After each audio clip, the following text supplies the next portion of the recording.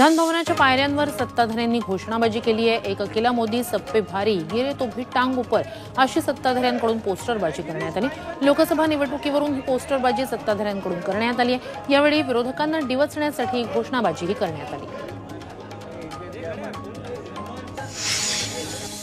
विधानसभेत पुण्यातील hit and run प्रकरणी पहिलीच लक्षवेधी मांडली जाणार आहे। कल्याणीनगर इथल्या अल्पवयीन मुलाकडून घडलेल्या अपघातावरून विरोधक आक्रमक होणार आहेत। महायुती सरकार विशेषतः उपमुख्यमंत्री देवेंद्र फडणवीस यांची कोंडी करण्याचा प्रयत्न विरोधक करणार आहेत।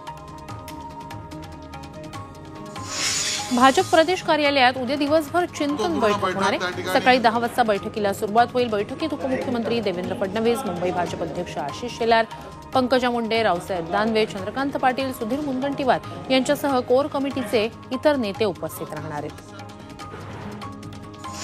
विधान परिषदेसाठी शिवसेना ठाकरे गटाकडून माजी खासदार विनायक राऊत यांचं नाव चर्चेत आहे। लोकसभेला रत्नागिरी, सिंधुदुर्गमधून पराभव झाल्यानंतर राऊतांचं राजकीय पुनर्वसन होणार अशी माहिती मिळते।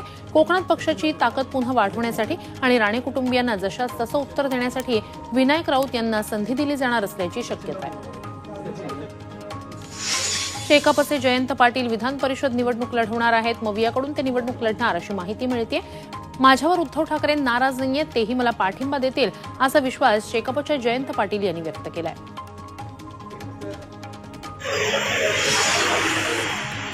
अहमदनगर शहर विधानसभेची जागा ठाकरे गटाला मिळावी यासाठी नगर शहरातील शिवसेना पदाधिकाऱ्यांची बैठक पार पडली। यावेळी एकमुखी ठराव करण्यात आला। हा ठराव आता पक्षप्रमुख उद्धव ठाकरे यांना पाठवला जाणार आहे। भाजप सोबत गेल्यानं अजितदादांचा दरारा कमी झाला अशा शब्दात राष्ट्रवादी शरद पवार गटाचे आमदार रोहित पवार यांनी जोरदार टोलेबाजी केली। नेत्यांचं सोडा, साधे कार्यकर्ते देखील त्यांच्या विरोधात बोलायला लागले आहेत याचं आश्चर्य वाटते असं ते म्हणाले। अजित पवारांना भाजप केवळ 20 जागाच देईल असंही रोहित पवारांनी म्हटलंय। अजित पवार गटाचे आमदार जयंत पाटील यांना भेटल्याची चर्चा होती। त्यावर आता अजित पवार गटाचे प्रवक्ते अमोल मिटकरी यांनी स्पष्टीकरण दिलंय। झिरवाळ आणि जयंत पाटील यांची भेट ही योगायोगानं झाली। आमचा एकही आमदार शरद पवारांच्या पक्षात जाणार नाही, आमदार फुटणार असा दावा करणारे अज्ञानी आहेत असं मिटकरींनी म्हटलंय। बीड लोकसभा निवडणुकीत महाविकास आघाडीचे उमेदवार बजरंग सोनावणे उर्फ बाप्पा यांना मदत केल्याची कबुली शिवसेना शिंदे गटाच्या बीड जिल्हा प्रमुख पुंडलिक खांडे यांनी दिली। तसंच महायुतीच्या उमेदवार पंकजा मुंडेंना आपण प्रचारात धोका दिल्याचंही त्यांनी स्वतः मान्य केलं। त्यांची ही ऑडिओ क्लिप व्हायरल झाल्यानं मोठी खळबळ उडाली आहे। मुंबईच्या बाजारात भाजीपाल्याची आवक घटली। अनेक भाज्यांचे दर 100 पार गेले। त्यामुळे भाज्या प्रति किलो 1 लिटर पेट्रोलच्या किमतीलाही मागे टाकतायत। पालेभाज्यांच्या किमती परवडतच नाहीयेत। त्यामुळे आता खायचं काय असा प्रश्न सर्वसामान्यांना पडलाय। लसणाच्या दरात चांगलीच वाढ झाली आहे। एपीएमसी घाऊक बाजारात सर्वोत्तम दर्जाचा लसूण तब्बल प्रति किलो 300 रुपयांवर पोहोचलाय। भाज्यांसह सगळ्याच पदार्थांमध्ये लसूण वापरला जात असल्यानं आता लसणाच्या तडक्याबाबतही हात आखडता घ्यावा लागणार आहे।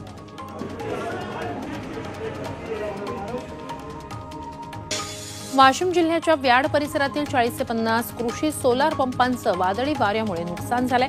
अनेक सोलार पंप उडून गेलेत तर काही पॅनल फुटलेत। त्यामुळे शेतकऱ्यांचं प्रचंड नुकसान झालंय। याची नुकसान भरपाई देण्याची मागणी शेतकऱ्यांनी केली आहे।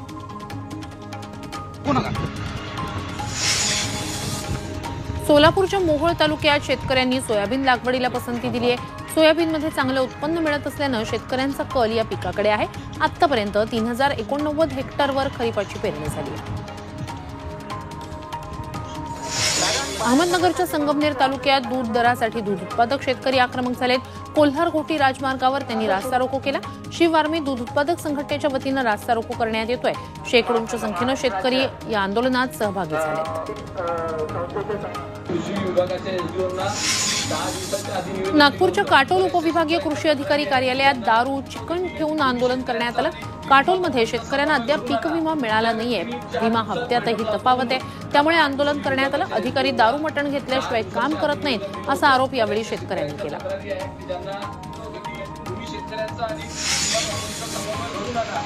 संभाजीनगरमध्ये वाळूज औद्योगिक वसाहतीला पाणी पुरवठा करणारी जलवाहिनी फुटली। पैठण रस्त्यावर या जलवाहिनीला गळती लागली। रात्रीपासून लाखो लिटर पाणी वाया गेलेलं आहे। मात्र महानगरपालिका प्रशासनाला अद्याप याची माहितीच नाहीये। त्यामुळे नागरिकांमध्ये संतापाचं वातावरण आहे। मुंबई गोवा महामार्गावर खड्ड्यांचं साम्राज्य पसरलंय। गेल्या 14 वर्षापासून महामार्गाच्या चौपदरीकरणाचं काम रखडलंय, त्यामुळे यावर्षीही वाहनधारकांना खड्ड्यातूनच प्रवास करावा लागतोय। माणगाव तालुक्यातील लोणेरे, कोलाड, नागोठणे या रस्त्याची अत्यंत बिकट अवस्था झाली आहे।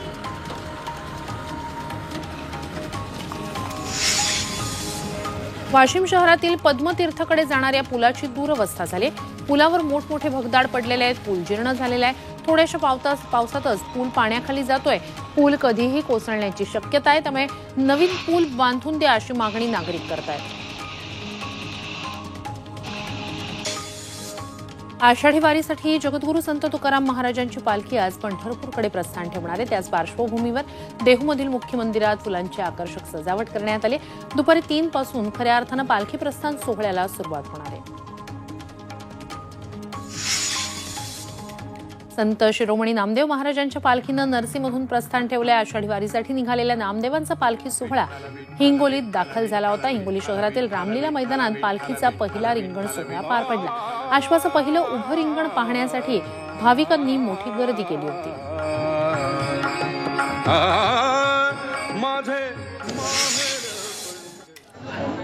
शिंगणापुरातील जगप्रसिद्ध शनिदेवाचं चौथऱ्यावरील दर्शन भाविकांसाठी बंद राहणार आहे। चौथऱ्याच्या डागडुजीचं काम केलं जाणार आहे, त्यामुळे महिनाभर भाविकांना शनी चौथऱ्यावर जाण्यास बंदी असणार आहे। या कालावधीत भाविकांना शनी चौथऱ्याच्या खालूनच दर्शन घ्यावं लागेल। सांगलीमध्ये वीरशैव लिंगायत समाजाच्या शुभ आरशी वचन सोहळ्याला मोठ्या उत्साहात सुरुवात झाली। 30 जूनपर्यंत विष्णुदास भावे नाट्यगृहात लिंगायत समाजाचा हा धार्मिक सोहळा पार पडणार आहे। बीडच्या शिरूर कासारमध्ये 8 दुकानं जळून गेली आहेत। शॉर्ट सर्किटमुळे दुकानांना आग लागल्याची प्राथमिक माहिती आहे। जिजामाता चौकात मध्यरात्री ही घटना घडलेली आहे। या आगीत लाखो रुपयांचं साहित्य जळून खाक झालंय। संभाजीनगरमध्ये सामान्य माणसाला मारहाण करणाऱ्या 2 वाहतूक पोलिसांना निलंबित करण्यात आलंय। वाळूज भागात ही घटना घडली होती। यात वाहतूक पोलिसांनी टेम्पो गाडी थांबवून त्यातील चालकाला मारहाण केली होती। याची दखल घेत पोलीस आयुक्तांनी या दोन्ही वाहतूक कर्मचाऱ्यांना निलंबित केले। पंढरपूरच्या भीमा नदीतून शिरढोण इथे अवैध वाळू उपसा करणारा एक जेसीबी जप्त करण्यात आलाय। तसंच वाळू चोरीसाठी वापरण्यात येणारे 4 तराफे नष्ट करण्यात आले। तहसीलदारांनी नियुक्त केलेल्या मंडळ अधिकाऱ्यांच्या पथकानं ही कारवाई केली आहे। टॉप